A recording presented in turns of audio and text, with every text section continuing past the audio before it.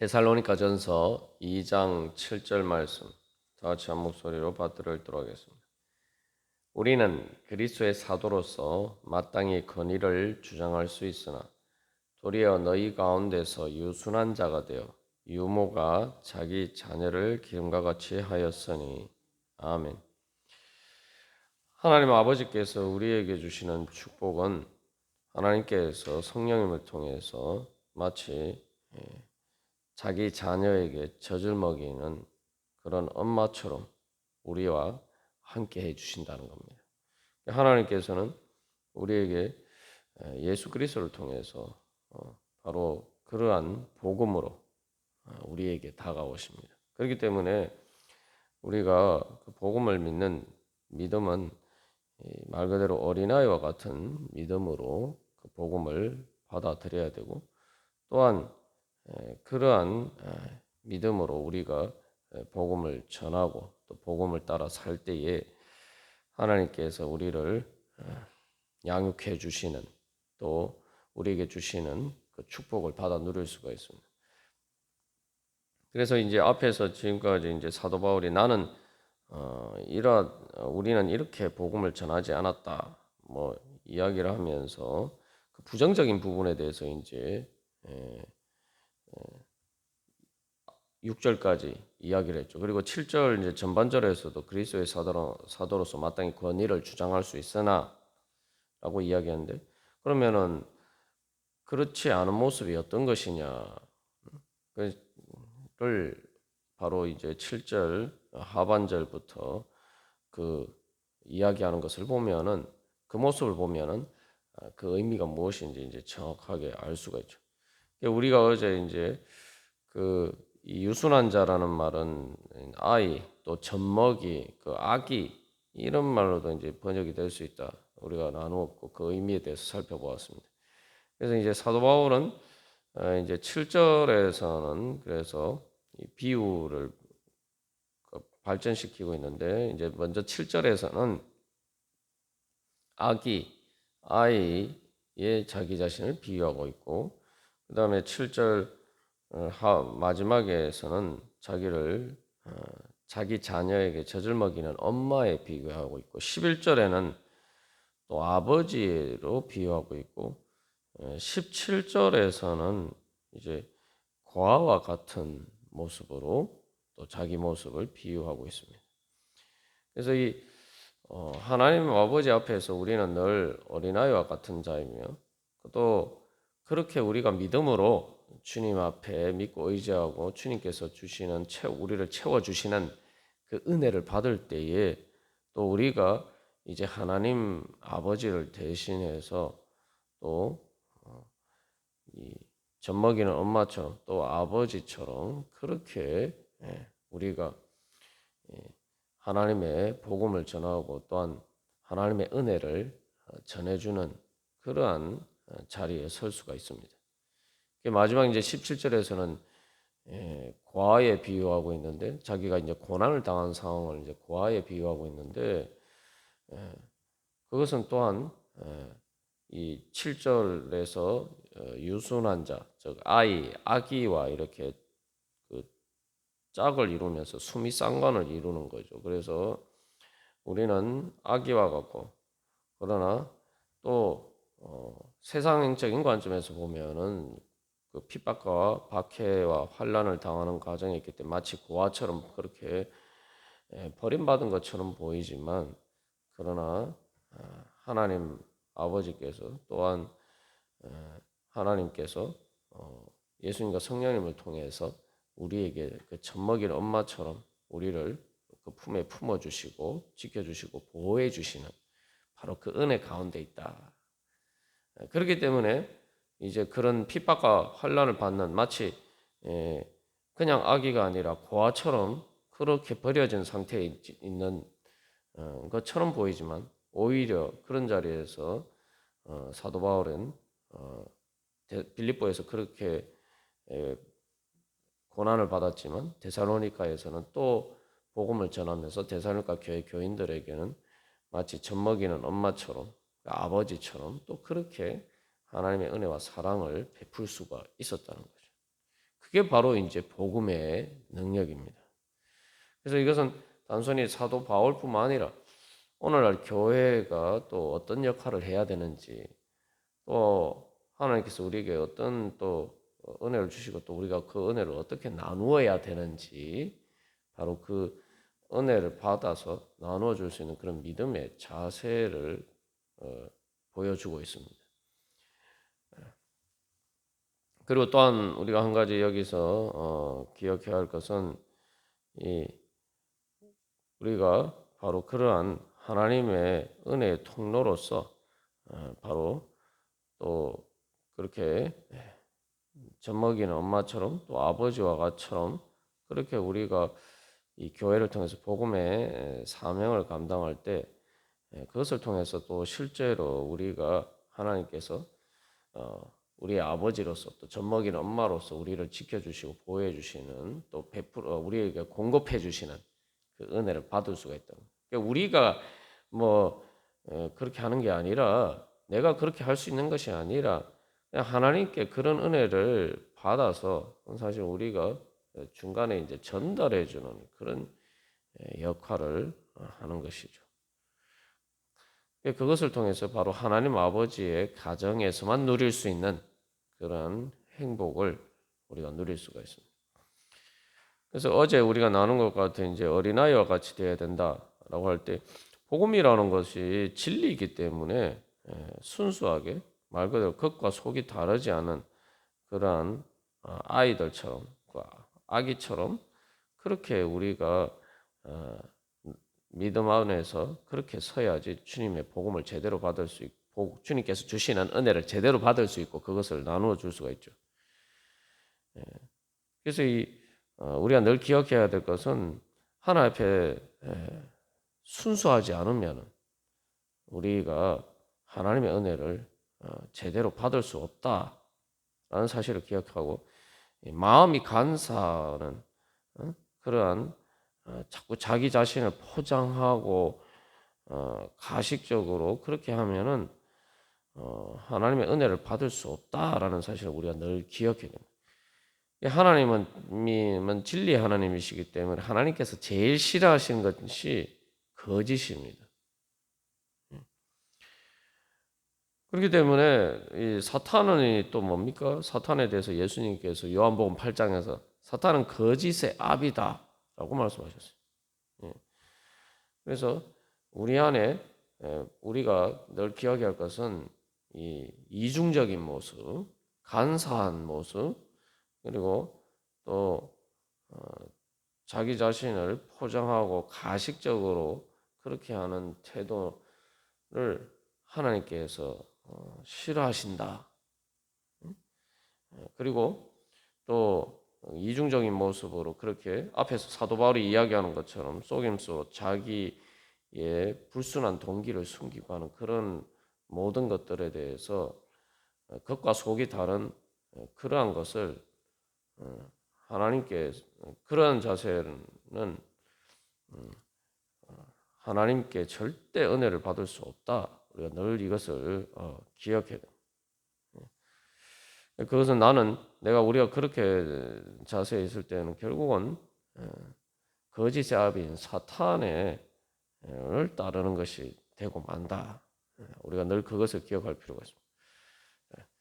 그래서 우리가 이제 그렇게 되지 않으려면은 우리가 말 그대로 하나님 앞에서 어린아이와 같은 그런 믿음으로 서기 위해서는 또 그렇게 순수하고 진실하게 또 우리가 서는 것을 통해서 우리가 우리 자신의 문제를 해결받고 또 다른 사람들의 문제를 해결해 줄 수 있는 그런 자리에 서기 위해서는 우리가 하나님을 바로 젖먹이는 엄마로 경험해야 됩니다. 그렇게 또 믿고 또 그런 하나님의 은혜를 체험해야 됩니다.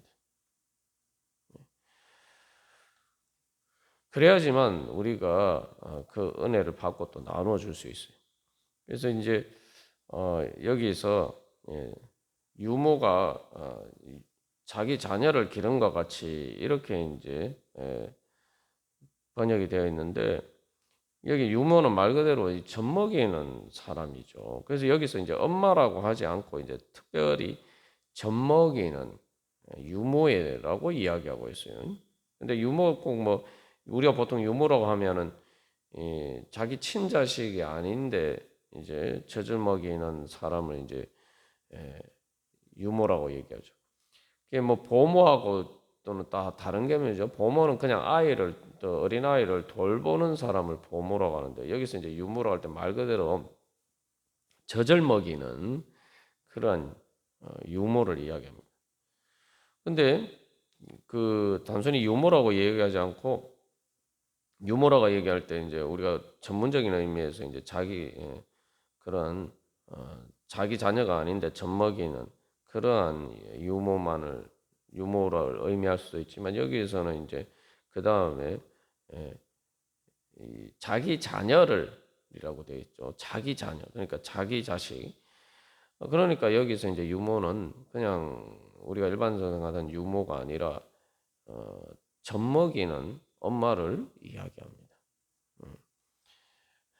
그렇기 때문에 이 사도 바울이 바로 유모가 자기 자녀를 기른 것 같이 이렇게 이야기해요. 그래서 여기서 기른다는 말은 문자 그대로 하면 이게 원래 이제 따뜻하게 한다 그런 의미예요.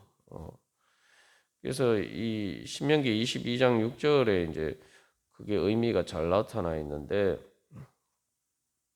그 어미새가 그의 새끼나 알을 품은 것을 보거든 이렇게 되는데 그 알을 품는다 할 때 그 품는다 같은 단어가 사용되어 있습니다. 그래서 이 말 그대로 알을 품는다는 게 뭡니까? 그 알을 품어서 따뜻하게 하는 거죠. 그래서 따뜻하게 적절한 온도를 이제 너무 유지를 함으로써 이제 그 알이 이제 부화가 돼서 이제 거기서 이제 새끼가 나오게 되죠. 이게 바로 그런 모습을 이야기하고 있어요. 그냥 이렇게 단순히 뭐 양육한다 이런 의미가 아니라 바로 어미새가 그 알을 품는 것처럼 그렇게 품어서 말 그대로 그 새끼가 자기 그 알을 깨고 나올 수 있도록 그렇게 만들어주는 바로 그러한 모습을 이야기해요. 여기서 이제 기른다는 것은 바로 그런 의미가 있죠. 예. 그래서 이제 또 실제로 민수기 11장 12절에서도 그 모세가 이야기를 할 때에 그렇게 이야기합니다. 이스라엘 백성들이 이제 모세의 말을 잘 따르지 않고 힘드니까 이제 모세가 하나님께 그렇게 하소연을 하죠. 이 모든 백성을 내가 배웠나이까? 내가 그들을 낳았나이까? 어찌 주께서 내게 양육하는 아버지가 젖먹는 아이를 품듯이 그들을 품에 품고 주께서 그들의 열조에게 맹세하신 땅으로 가라 하시나이까? 이렇게 하나님께 막 하소연해요. 근데 쉽게 말하면 내가 뭐 이스라엘 백성들이 뭐 내 뭐 친자식입니까? 내가 뭐 그들을 내가 뭐 뱃속에 배어서 잉태해서 내가 내 뱃속으로 그래서 잉태해 가지고 내가 엄마처럼 뭐 그들을 낳았습니까? 내가 그래서 이제 뭐 젖먹는 아이를 품에 품듯이 품고 그렇게 마치 어린아이를 이제 품에 품고 그렇게 안고 어디 가듯이 내가 그렇게 저 이스라엘 백성들을 그렇게 해야 됩니까? 워낙 이제 사실은 이제 이스라엘 백성들이 속썩이는 애들처럼 그렇게 불순종하고 그것을 통해서 모세를 힘들게 만드니까 이제 모세가 그런 식으로 이제 불평하면서 이제 하나님께 하소연을 하죠. 그때도 이제 보면은 모세가 이야기하는데 내가 배었나이까? 그러니까 잉태했습니까? 내 뱃속으로 잉태했습니까? 품어서 잉태했습니까? 그리고 그 뱃속에서 잉태하고 내 배로 그들을 낳았습니까? 그리고 젖먹는 아이를 품듯이 품에 품고 그래서 이제 이 과정을 잉태해서 엄마가 아이를 잉태한 다음에 그 다음에 그 해산에서 놓고 그 다음에 젖을 먹여서 품에 품고 젖을 먹이면서 그렇게 양육하는 이런 이제 단계를 보여주고 있는데 거기에서 이제 여기서 사도 바울이 기른다라고 할 때는 이제 그 엄마가 애를 낳아서 이제 젖먹이는 그런 상태를 이야기하고 있어요. 이렇게. 그래서 이제 품에 품는다. 이것도 이제 앞에서 이제 어미새가 그 알을 품는 것처럼 바로 그렇게 자기 새끼를 품에 품는 것처럼 그렇게 이제 엄마가 젖먹이는 아이를 품에 품는 그런 모습을 보여주고 있죠. 그래서 여기서 이제 이게 그리고 아이에게 젖을 먹이려면 어떻게 해야 됩니까? 말 그대로 이게 뭐 그냥 멀리 떨어져서는 뭐 젖을 줄 수가 없죠. 말 그대로 자기 품에 품어야 돼. 완전히 껴안아야 되는 거죠. 바로 그렇게 이제 사도 바울이 이 기른다는 것은 그래서 단순히 양육한다는 의미가 아니라 그렇게 말 그대로 자기 품에 품는 엄마가 아이의 젖을 먹이기 위해서 자기 품에 품고는 것처럼 그렇게 데살로니가 교회 교인들을 품에 품고 그렇게 그 양육을 했다는 거죠. 그러니까 이건 가장 친밀한 관계를 보여주고 있고 또 품에 품는다라고 할 때 이제 그래서 가장 이제 정서적인 유대 관계, 가장 친밀한 그런 관계를 보여주고 있죠. 그리고 또한 젖먹일 때 보면은 우리가 실제로 아이를 키울 때 아이가 젖을 뗄 때까지가 사실은 아이를 키울 때 이제 제일 큰 수고를 해야 되죠. 바로 그러한 이제 보호하고 수고하고는 그러한 그렇게 이제 양육하는 그러한 모습을 이야기를 하고 있는 것입니다. 그래서 이제 그 사도 바울이 복음을 전하는 것에 대해서 갈라디아서 4장 19절에서는 나의 자녀들아 너희 속에 그리스도의 형상을 이루기까지 다시 너희를 위하여 해산하는 수고를 하노니 이게 뭡니까? 이스라엘 저기 복음을 전해서 그 사람 그 하나님 예수 그리스도를 믿게 되는 것을 해산하는 수고에 비교하고 있죠. 그리고 또한 그 단순히 물과 성령으로 거듭나는 그래서 복음을 받아들이고 예수를 믿는 것뿐만 아니라 그리스도의 형상을 이루기까지 그래서 다시 너희를 위하여서 해산하는 수고를 한다 이렇게 얘기했기 때문에 마치 해산하는 수고를 하듯이 복음을 전할 때뿐만 아니라 그 이후에 복음을 따라서 양육하는 과정에서도 바로 그렇게 해산하는 수고를 한 것처럼 계속 그렇게 수고한다. 그러니까 그리스도의 형상을 이루어서 장성한 분량까지 말 그대로 우리가 어른이 되면은 이제 뭐 결혼을 해서 다시 또 아이를 놓고 양육할 수 있는 그러한 자리 그런 자리에 서는 것처럼 또 그 성도들이 바로 그리스도의 형상을 이루어서 이제 바울이 그러하듯이 또 이제 다른 성도들에게 복음을 전하고 또한 그렇게 양육할 수 있는 그러한 믿음에까지 성장하도록 그렇게 사도 바울이 계속 그 해산하는 것과 같은 그런 수고를 계속 한다는 거죠. 그것이 바로 하나님께서 우리에게 베풀어 주신 은혜를 사도 바울이 어떻게 베푸느냐, 데살로니가 교회 교인들에게 어떻게 전하느냐 그런 모습을 우리가 알 수가 있습니다. 그래서 이제 해산하는 것뿐만 아니라 복음을 전하는 것뿐만 아니라 또 계속 그렇게 자랄 수 있도록 그래서 어린아이를 키우듯이 양육하듯이 그렇게 했다는 거죠. 그래서 여기서 이제 결론적으로 이 자기 자녀를 기른가가 유모가 자기 자녀를 기른과 같이 할 때 이것을 한마디로 이야기하면은 자기 자식처럼 사랑했다는 거죠. 그러니까 우리가 예수님께서 우리 또 말씀하신 것처럼 성경의 모든 계명을 요약할 때 마음과 목숨과 뜻과 힘을 다하여 내 하나님 여호와를 사랑하라. 그리고 내 이웃을 내 자신과 같이 사랑하라. 그렇게 요약할 수 있다. 모든 성경의 계명을 그렇게 요약할 수 있다. 그렇게 말씀하셨는데 그 이웃을 자신과 같이 사랑하는 게 뭐냐? 사실 이제 부모가 자녀를 사랑하는 것을 통해서 우리가 알 수가 있어요. 사실 부모는 자녀를 자기 자신처럼 사랑하는 것뿐만 아니라 대부분의 경우에서 자기 자신보다 더 사랑하죠. 단순히 자기 자신처럼 사랑하는 게 아니라 자기 자신보다 더 사랑해요.